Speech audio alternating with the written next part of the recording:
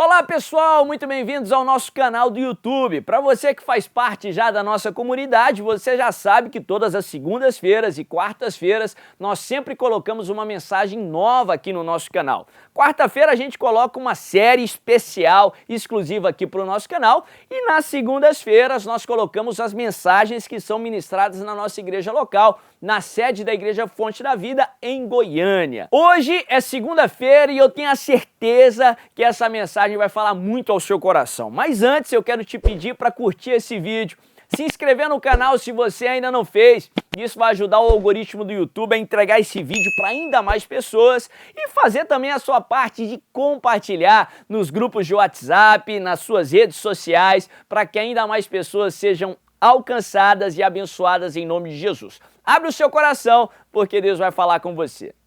Abra a tua Bíblia comigo no livro de Atos, no capítulo 9. Atos, capítulo 9, a partir do verso 1.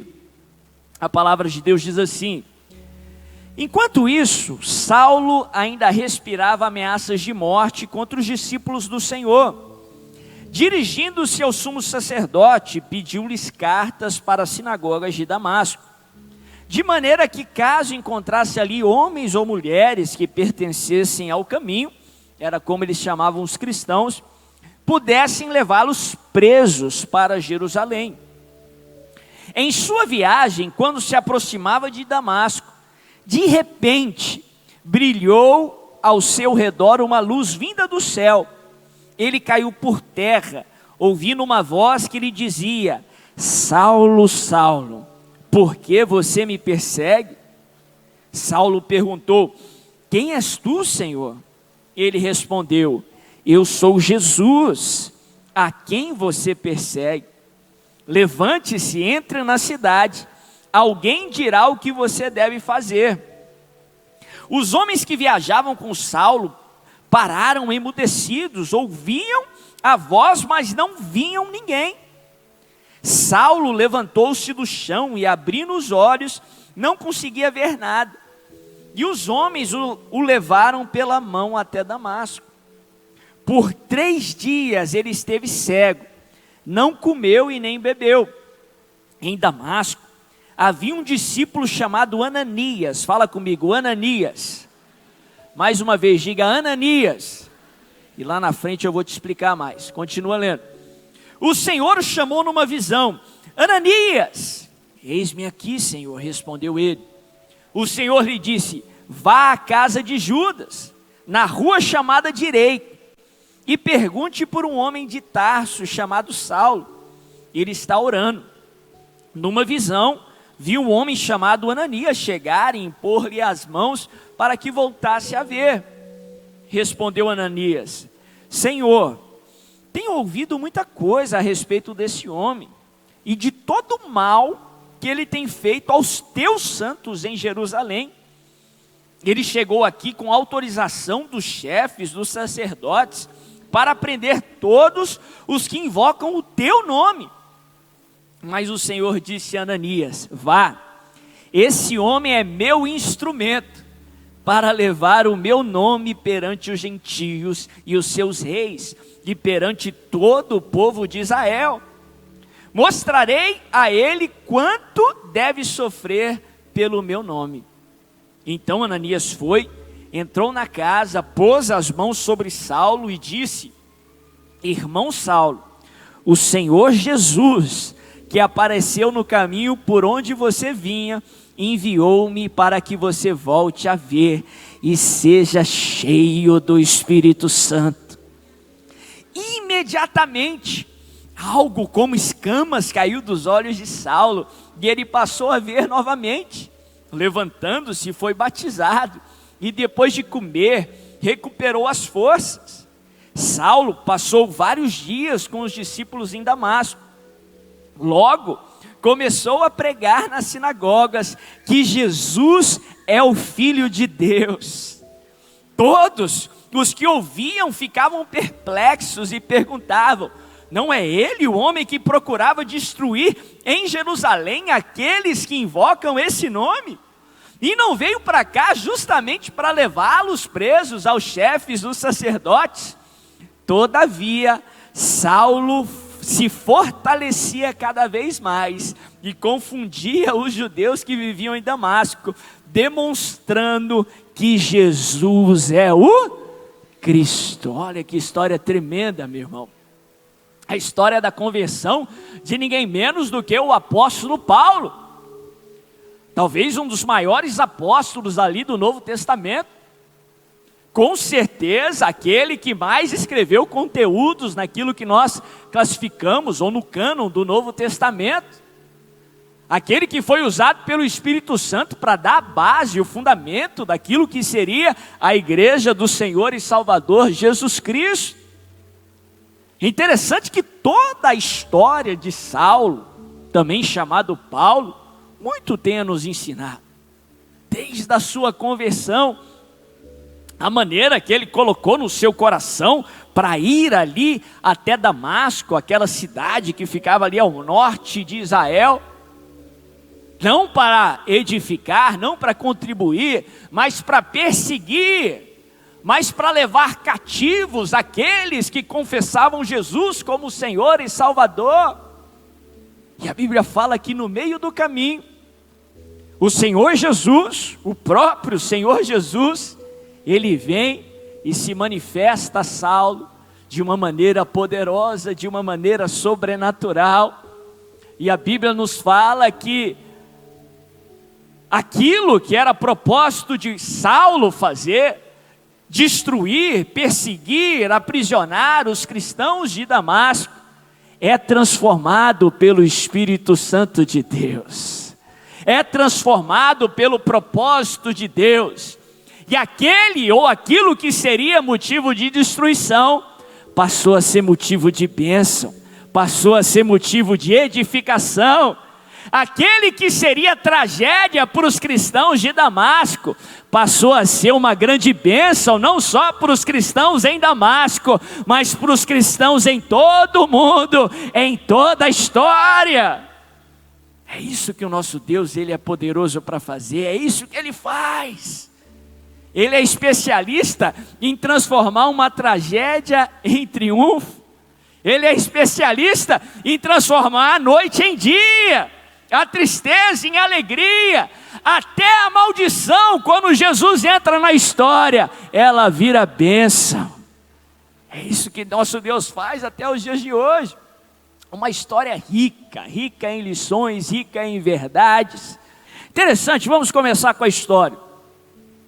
A Bíblia nos apresenta esse personagem Saulo, um fariseu devoto, que seguia ali as convicções ali do judaísmo, do Antigo Testamento, que considerava os cristãos uma grande ameaça.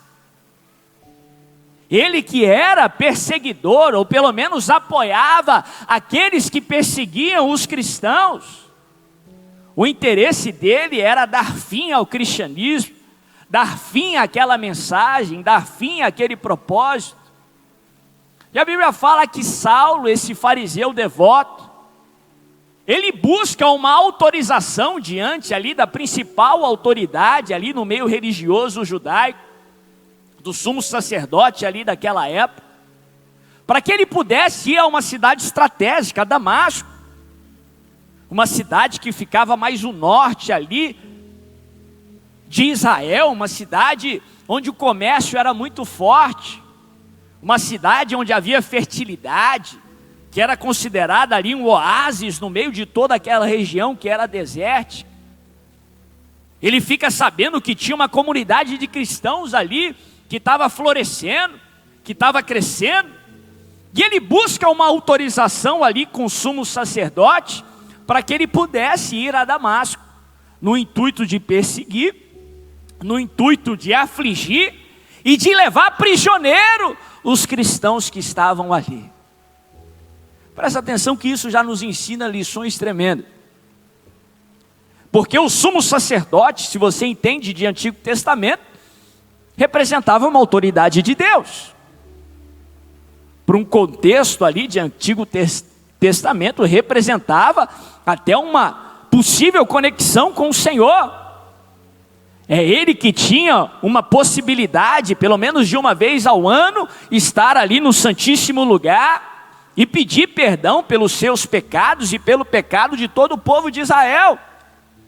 Representava o próprio Deus ali para os israelitas, principalmente no contexto de Antigo Testamento.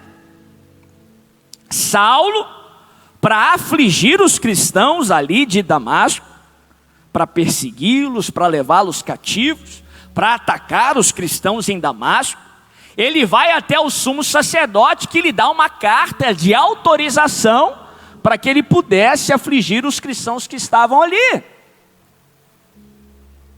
Da mesma forma, na palavra de Deus, nós aprendemos que quando nós estamos em Cristo, quando nós seguimos o nosso Senhor e Salvador Jesus Cristo, o inimigo, para que ele aflija as nossas vidas, para que ele persiga, para que ele possa nos causar algum dano, ele também precisa da devida autorização. Trazendo para um português mais claro, o diabo, para atacar um servo do Senhor, ele não pode fazer de vontade própria. O diabo não tem autoridade. É por isso que lá no Novo Testamento a Bíblia fala que quem está em Cristo, o maligno não lhe toca. Em outras palavras, o diabo, para afligir, perseguir, causar algum tipo de dano, o diabo, para atacar um servo do Senhor, ele precisa da autorização de Deus. O diabo não tem todo esse poder que pintam por aí fora, não. O diabo, para atacar a sua vida, para causar algum tipo de aflição, ele precisa pedir autorização para Deus. O livro de Jó nos ensina muito sobre isso. O diabo, ele causou dano na vida de Jó. A Bíblia fala, mostra ali no livro de Jó, o início da trajetória. Jó era uma pessoa que servia ao Senhor, uma pessoa muito próspera. E o diabo, para afligi-lo, ele precisou ir até Deus, pedir a devida autorização para Deus, para que ele pudesse afligir Jó. Meu irmão, para você que serve o Senhor Jesus Cristo, isso tem que trazer uma paz muito grande para o teu coração. Esse conhecimento, essa verdade, ela deve te libertar, ou pelo menos te equipar a vencer o medo. A Bíblia nos ensina que o perfeito amor lança fora todo medo. Você ter esse conhecimento, a ciência, que o diabo, para te atacar, precisa pedir autorização para Deus. Sim, Ele é o Todo-Poderoso, o Criador do Universo, o Senhor de todo o Universo, mas também é um Pai cheio de amor, que te ama com amor perfeito, sem igual e incondicional. O diabo, para mexer com você, precisa pedir autorização a Deus. Tenta trazer algumas representações humanas para edificar um pouco mais a sua fé. Pensa nesse cenário comigo. Se fosse você, uma pessoa muito poderosa, talvez aí trazendo para o contexto dos dias de hoje, um Elon Musk da vida, várias corporações, respeitado no mundo todo, um tweet que você dá pode mexer com a economia de muitas nações, e de repente, no meio da sua agenda muito conturbada, alguém insiste para marcar uma reunião contigo, alguém que você não conhece, alguém que não trabalha para você, e depois de muita tentativa, aquela pessoa, no meio da tua agenda muito conturbada, muito movimentada, ela consegue uma reunião com você, ela consegue falar com você, e sabe qual é o conteúdo da conversa? Ela quer pedir uma autorização para você, para prejudicar o teu filho, para causar dor no teu filho, para matar o teu filho. Olha que maluquice. Qual que seria uma resposta para um indivíduo assim? Pensa aí, você calçando os calçados aí de alguém muito poderoso. Se você sem poder nenhum, você virava uma bolacha no rosto daquele indivíduo, senão faria algo ainda pior. Pensa nesse cenário. Se você que é um ser humano, a sua reação instintiva é proteger o seu filho? Se vós que sois maus, sabeis dar bons presentes aos seus filhos quando eles lhe pedem algo? Se você que é imperfeito, humano, sabe proteger os seus filhos, quanto mais o Todo-Poderoso, Rei dos Reis, Criador dos céus e da terra, Senhor de todo o universo, e também um Pai perfeito que te ama com amor perfeito e incondicional. Se você sabe, ou pelo menos tenta proteger os seus filhos, quanto mais Deus. O diabo, para te atacar, precisa pedir autorização para Deus. Foi isso que aconteceu com Jó. E quando Deus autoriza? O sumo sacerdote autorizou Saulo perseguir os cristãos em Damasco. Deus autorizou o diabo afligir a Jó. Deus permitiu a cruz. Jesus, o Filho de Deus, o unigênito do Pai, ele chegou a pedir: Pai, se tem alguma outra possibilidade de fazer o que eu tenho que fazer, se tem alguma outra maneira de redimir a humanidade e cumprir o teu propósito, Pai, se possível, afasta de mim esse cálice, mas que seja feita a tua vontade. E quando Deus permite? Porque muitas vezes Deus permite, como Deus permitiu Saulo ir a Damasco. Saulo tinha um plano, a tragédia, ele tinha um plano de tragédia ali para os cristãos em Damasco, queria dar um fim à igreja em Damasco. Mas Deus só permitiu Saulo ir até Damasco com uma autorização para afligir, para perseguir, para levar cativos prisioneiros ali, cativos os cristãos que estavam em Damasco. Deus só permitiu Saulo ir até Damasco para prejudicar os cristãos ali, porque ele também tinha um plano para aquela situação. Deus só permitiu o diabo afligir a Jó, porque ele também tinha um plano para aquela situação. Deus só permitiu a cruz, porque ele também tinha um propósito para a cruz. Deus só permitiu esses ataques que você está enfrentando. Deus só permitiu essa enfermidade que você está enfrentando. Deus só permitiu essa situação, porque ele também tem um propósito para essa situação. Ele também tem um plano para essa situação. E se você vê a história da conversão de Saulo, se você vê a história da conversão de Paulo, você percebe que em nenhum momento Deus perdeu o controle da situação. Em nenhum momento a situação saiu do controle de Deus. Então deixa eu te falar, por mais que a situação tenha saído do seu controle, a situação nunca saiu do controle de Deus. Ele tem um plano. E a Bíblia nos ensina que o caminho de Deus é perfeito, tão alto quanto os céus são da terra. Os planos do Senhor são maiores e melhores do que os seus. Deus não saiu do controle. Saulo projetou uma tragédia, mas Deus tinha projetado um triunfo.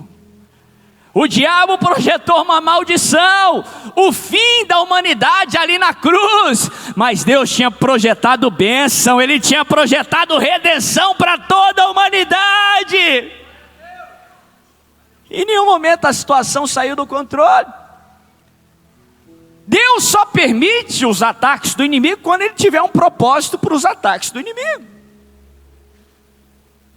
Deus só permitiu o problema porque Ele tem um propósito para o problema. Ele tem um propósito para a cruz. Ele tem um propósito para a ida de Saulo a Damasco. Saulo precisava ir para Damasco. Jesus precisava enfrentar a cruz. Davi precisava enfrentar Golias. Você precisava enfrentar esse problema. Se tivesse qualquer outra maneira, Deus teria permitido. Se fosse possível, ele afastaria esse cálice. Ele só permitiu o problema porque o problema seria necessário. Saulo precisava ir para Damasco.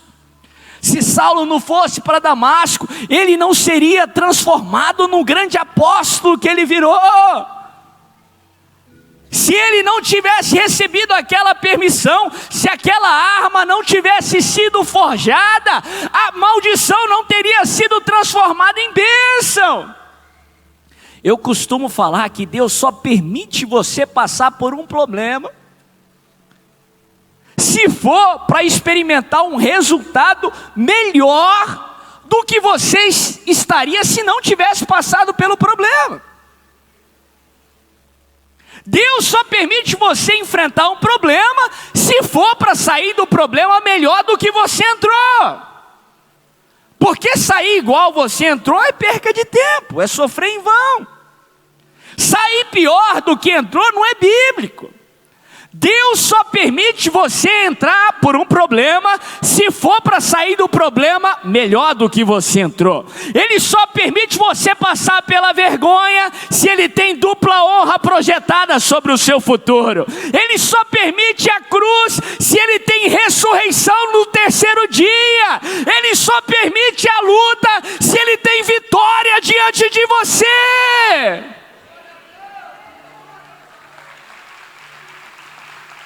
Deus só permitiu Saulo vir, o fariseu, o perseguidor, porque ele via lá na frente que aquele fariseu se transformaria no maior apóstolo ali da igreja primitiva. Ele só permitiu a maldição ser forjada porque ele tinha um propósito de transformar a maldição em bênção. É muito importante, num contexto de batalha espiritual, você com certeza conhecer a Deus e também entender o seu adversário. Tem muita gente que tem uma percepção errônea, mundana, que o diabo é um equivalente de Deus, que o diabo é um rival para Deus. E o conceito de ser rival é alguém de capacidade, de mérito, de poder equiparado ao outro, que concorrem pelo mesmo objetivo. Como que se na luta entre Deus e o diabo fosse muito aquela luta pau a pau ali, que é vencida só nos 45 do segundo tempo, na prorrogação, nos pênaltis, aí Deus vence no final. Como que se o diabo fosse uma força equiparada a Deus, ou igual a Deus, o polo positivo, o polo negativo, não. Presta bem atenção aqui em nome de Jesus, Deus não tem rival. Deus não tem rival, o diabo não é rival a Deus, não, meu irmão. Muito pelo contrário. Se o diabo quer rivalizar alguém, ele quer rivalizar você, mas ele sabe que ele não pode contra Deus. Muito pelo contrário. O diabo só pode tocar no servo do Senhor com a autorização de Deus. E ainda assim, o diabo só pode agir na esfera que Deus lhe permitir. Lembra mais uma vez da história de Jó? O diabo pediu, deixa eu tirar os bens de Jó. Deus falou, pode tirar, mas não toca nele. Traçou limites para como o diabo poderia agir. Aí o diabo fala, não, eu preciso tocar nele para provar que ele só te serve pelas bênçãos. Aí Deus aposta em Jó. Deus diz, pode tocar nele, mas não tira a sua vida. O diabo só podia agir na esfera que Deus permitisse. O diabo não tem tanto poder quanto as pessoas pregam aí fora, não, muito pelo contrário. O diabo, biblicamente, teve duas fontes de poder. Uma do próprio Deus, quando ele era anjo de luz ali, antes da queda. E como combustível ali, desde então, ele só perdeu esse poder, essa influência toda que ele tinha. E segundo, biblicamente, ele recebeu o poder do ser humano. Quando o ser humano desobedeceu a Deus e entregou ali a chave, o poderio para Satanás, a influência. Mas à medida em que Deus restaura o ser humano, em Jesus Cristo, à medida que a igreja, você toma o seu lugar em autoridade, em influência, vivendo o propósito de Deus para a sua vida, a esfera de influência de Satanás diminui. Em outras palavras, o poder do inimigo não está em ascendência, está em decadência. Agora, o diabo tem menos poder do que ele tinha no início da reunião.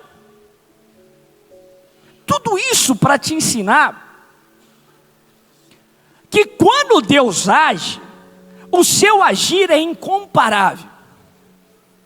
Eu falei, o inimigo só pode agir quando Deus permite que o inimigo age. Mas biblicamente nós aprendemos que Deus nos ama. Deus nos ama. Ainda que venha com uma permissão de Deus, Deus não deixa os ataques do inimigo barato.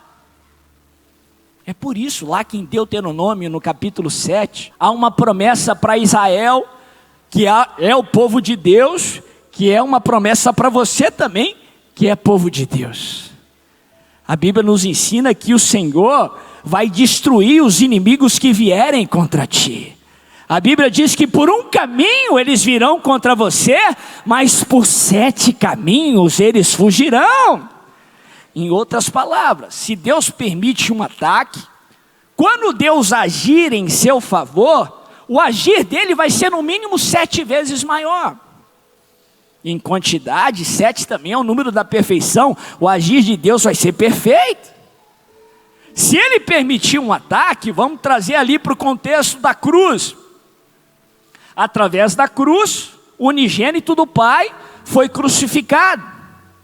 Pela primeira vez o Filho de Deus foi separado de Deus, porque ele carregou os nossos pecados, e o pecado nos separa de Deus.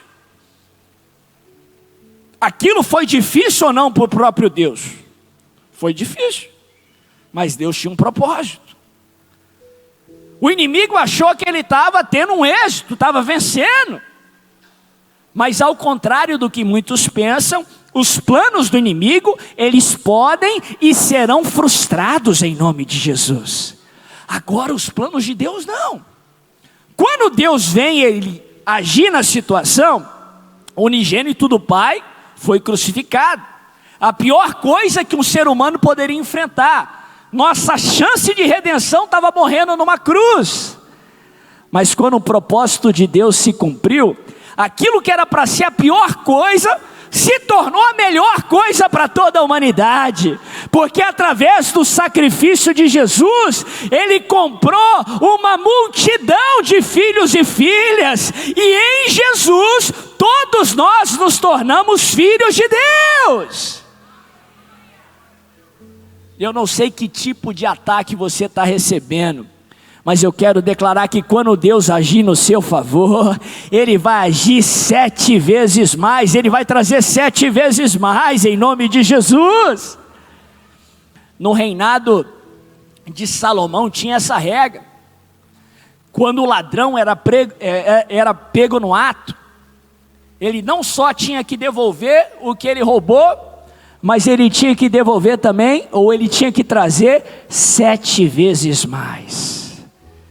Eu não sei que tipo de aflição você está enfrentando, mas o Espírito Santo te trouxe aqui para que você não retroceda, para que você não permita que a sua fé enfraqueça. Pelo contrário, renova a sua fé, renova a sua esperança, porque aquilo que Deus vai fazer na sua vida será 7 vezes maior. O inimigo não vai ter êxito, pelo contrário, se ele veio por um caminho contra a sua saúde, contra as suas emoções, contra as suas finanças, o que Deus vai fazer na sua saúde, emoções, finanças, será 7 vezes maior em nome de Jesus. Será infinitamente maior em nome de Jesus. Presta atenção. A Bíblia fala que Saulo estava a caminho de Damasco. Damasco para mim tem uma representação especial. A tradução da palavra Damasco significa lugar de muitas águas. Tem um rio que passa ali na região de Damasco. E por causa disso, apesar de ter deserto em volta ali da região, Damasco é um lugar fértil. Damasco era um lugar de frutos. Era conhecida como o oásis no deserto. A caminho de Damasco, Saulo tem um encontro com Jesus. Água na palavra de Deus é uma representação da presença de Jesus. Damasco representa Jesus. Ali os santos estavam, ali os cristãos estavam. Damasco é uma representação da igreja do Senhor. Interessante que a caminho ali de Damasco, uma representação de Jesus, uma representação da igreja, Saulo, ele é transformado. A maldição é transformada em bênção. Eu não sei que tipo de maldição você está enfrentando, mas é em Damasco, é na igreja do Senhor, que Deus vai trazer transformação, que Deus vai fazer a tragédia se transformar em triunfo, vai fazer a maldição se transformar em bênção. E a Bíblia fala que ali em Damasco morava Ananias. A palavra Ananias, o nome Ananias significa Deus é gracioso, Yahvé é gracioso. Yahvé é cheio de graça.